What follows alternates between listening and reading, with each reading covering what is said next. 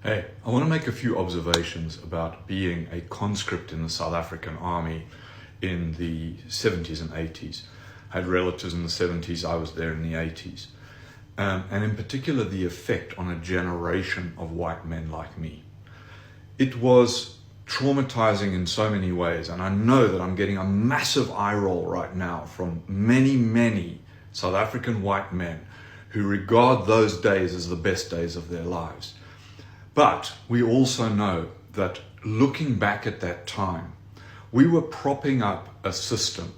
And my most clear memory of this is the first lecture we ever received as conscripts. So this is in PD school in Pretoria, Voortrekkerhoogte. This guy standing up in front of us, before they'd even cut our hair, we're in these ill-fitting overalls, we're all sitting there. And he gives us this lecture about how the army is not political, it's just there, not to serve the government, but to serve the country, blah, blah, blah. And the first thing he says is, I'm no racist, but those, yeah?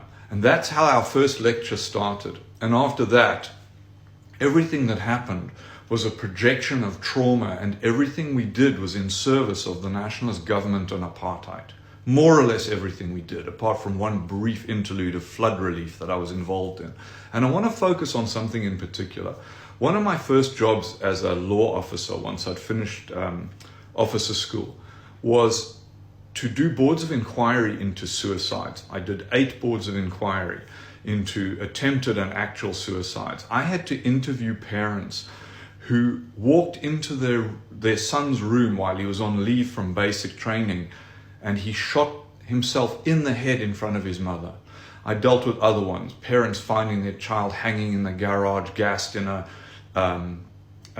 car, overdosed on pills, everything you can imagine. And I bet you can't imagine the pain of interviewing a parent who has lost his child to that. Children,